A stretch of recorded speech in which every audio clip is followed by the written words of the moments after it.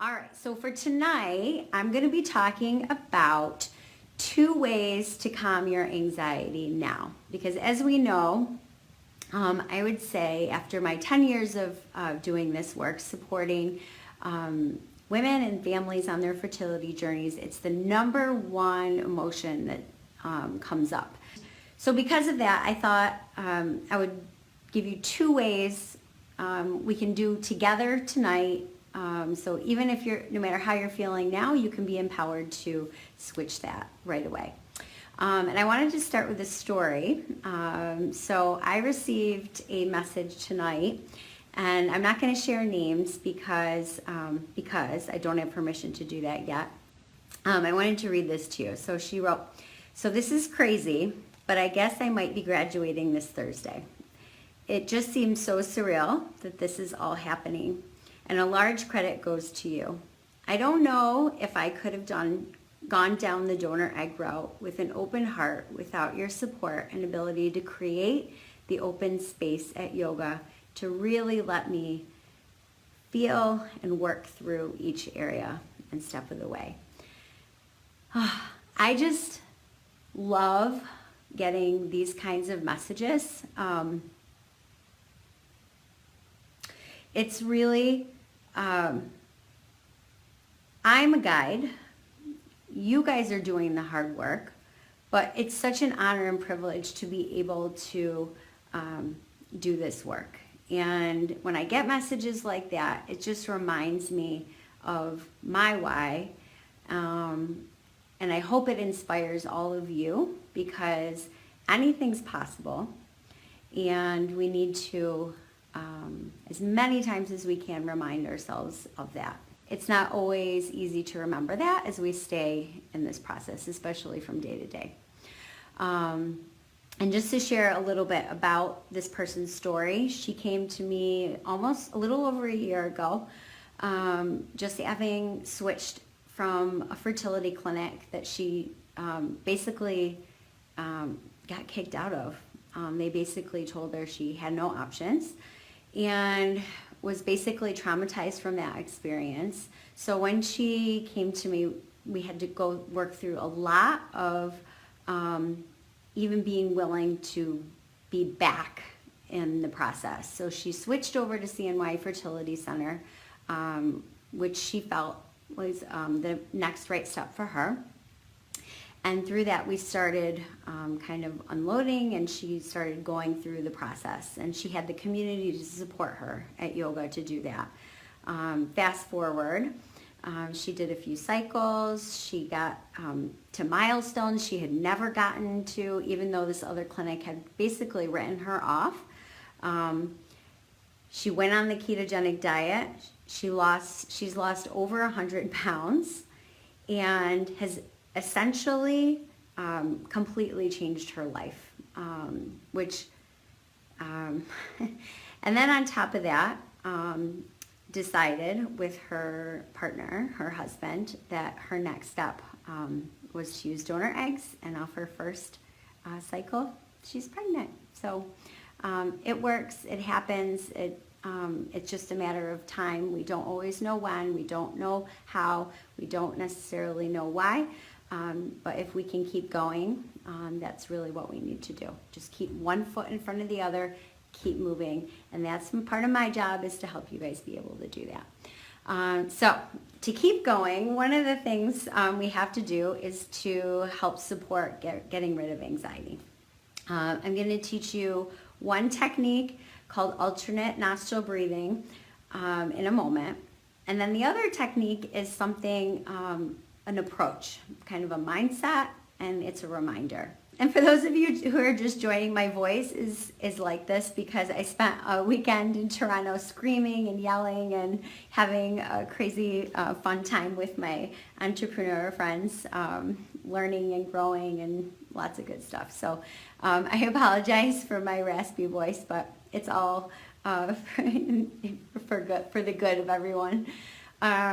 Okay, so we'll do the alternate nostril breathing, but the other reminder I want to say that I got reminded of this weekend is don't compare somebody else's front stage to your backstage. And I thought, I've never heard it said that way before, but it's so critical, right? Especially with Facebook, where most people are posting their best moments. It's like a highlight reel. There's some people who are posting vulnerable moments and more realness, and that's very courageous to do that. But it's so easy to get caught up on when we're tripping up, when we're feeling vulnerable, when we're struggling, to compare that to somebody's highlight reel. And it's just not healthy to do that. It's not productive. And it's automatically setting yourself up to put yourself in a space of lack instead of abundance. So that's my first tip. So don't compare someone else's back or front stage to your backstage. And we all have a backstage. You can't have a front stage without a backstage. It goes in super easy together. Okay, so let's do our alternate nostril breathing. So if you're watching, put your phone down so you can listen. And I want you to do this with me. So unless you're, please not if you're driving or somewhere where you're not going to be safe, but if you're sitting, yeah, it might be fun to watch me, but you're not going to get the impact. So we need to practice. So this is a practice we can do together, and you don't need a yoga mat. You don't need anything except to be sitting comfortably. So do that. The alternate nostril breathing technique in yoga is a way to quickly basically switch gears in your nervous cycle. Sorry about that. So basically, to switch gears from a heightened state where our sympathetic nervous system is dominant to the parasympathetic part of our nervous system, which is responsible for rest, digest, and reproduce. All right, so you have your thumb and your pinky, and we're going to literally alternate, closing off one side of our nose and the other. So you want to I have my right hand, and my shoulder is not up in my ear. It's nice and heavy away from my ear. I'm going to show you first, and then I'm going to walk you through the exercise, but just so we're clear on what we're doing. So the thumb goes right to the septum. We're going to close off the right side of our nose first. And then you're going to take your ring finger, same hand. So we're going to inhale on the left. The right is closed off. You're going to bring your ring finger to the left side, close it off, and exhale through the right. Inhale through the right. Close it off. Exhale through the left. So we're just going to go back and forth in this way. And if you stay with me and practice, I promise you're going to see a shift. So here we go. So if you're sitting, go ahead and close your eyes. We're just going to take a few breaths to ground. So allow your shoulders to drop away from your ears. Soften your jaw. Soften the space around your eyes.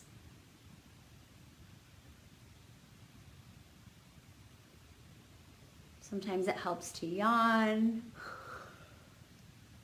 just to release some tension and invite your body to start drawing in, kind of moving away from our external cues.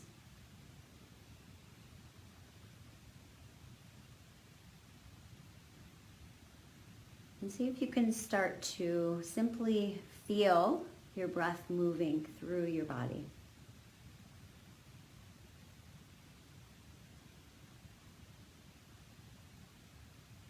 Notice, are you breathing in the upper quadrant of your torso only? Or is your breath moving all the way down and nurturing your pelvic area? So you can bring your right hand to your low abdomen. Actually place your hand on your belly. And just to make sure you're using your whole torso to breathe. On your inhale, you'll feel a gentle pressing into your low abdomen with your belly. And then on your exhale, you'll feel your low abdomen drawing away from your hand. It's very subtle. It's not a forced action, just gently allowing. So we want to move into the gear of allowing and surrendering.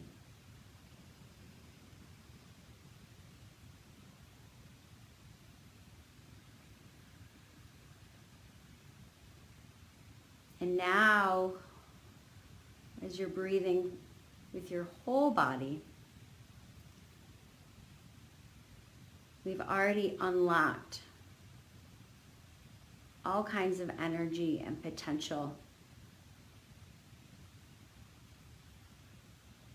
to your reproductive organs.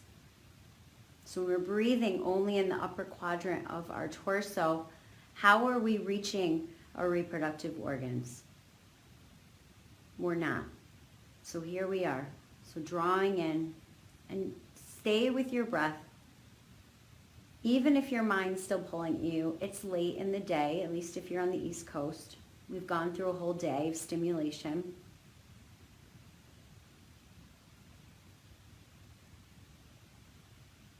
So it just takes a little bit of time.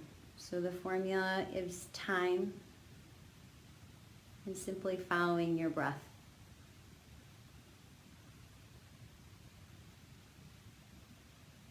Be nice and quiet in your body, letting your body be heavy.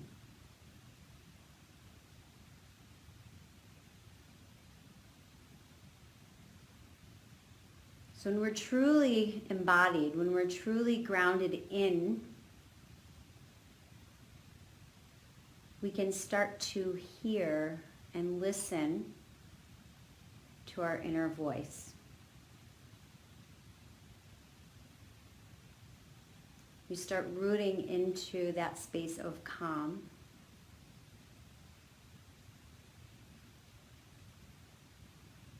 Where there's no pushing, there's no pulling. It's just being.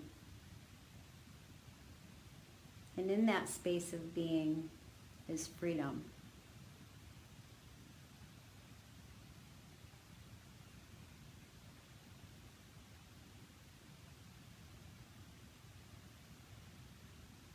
You may or may not be close to touching that, but the more you practice, the more you'll be able to stay in that place of centeredness. And even the most advanced practitioners know that it's not like that place of calm and centered isn't a place you're going to ever stay. There's an ebb and a flow. It's allowing and surrendering to that ebb and flow and just coming back. So once you find it, keeping it on your radar and being able to draw on that space, coming back.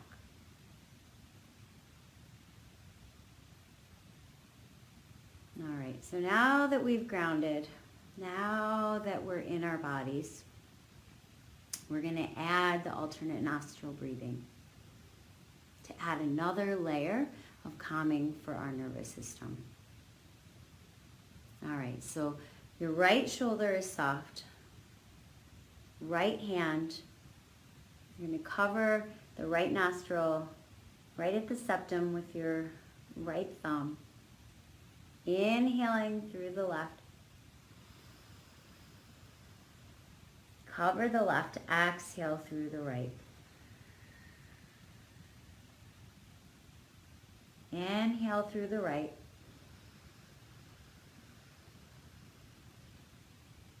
Cover the right, exhale through the left. Inhale through the left. Cover the left, exhale. So just go back and forth at your own pace. We all have a different pace and rhythm to our breath.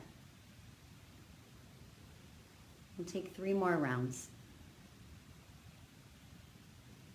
Keep your eyes soft, your jaw soft. Your body is nice and heavy.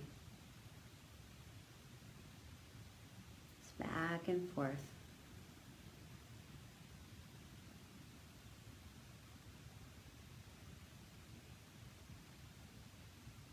Good. All right. And then release your right hand. And noticing.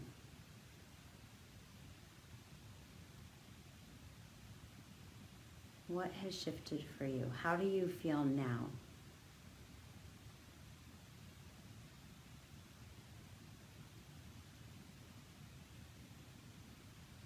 And I hope you're all doing this. Good. And then before we end the breathing, just set an intention. Set an intention for something that you need to cultivate. And it can be as simple as an I am statement. I am courageous. I am strong.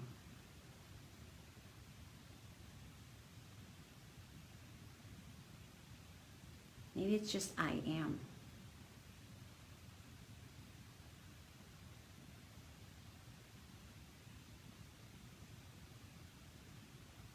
And then you can open your eyes. All right, so that's all I've got for you today because I really wanted us to do something that was super accessible, really fast. You didn't need a yoga mat. You didn't need anything else except to be able to sit and close your eyes. I hope that served you. So I was hosting, I want to announce two things. I created a free download for you guys on my website. It's called The Power of Positive Thoughts, 5 Ways to Be Happy on Your Fertility Journey. So you can go to my website, which is www.fertilehopeyoga.com, and put in your email, and I will email that to you. So if you guys have any questions, let me know. If you're on the East Coast, it's a really nice night. So go out, enjoy, relax. Go on a good walk, enjoy the weather. Nothing? Okay, I'll see you guys in a few weeks. I'll let you know when I'll be back.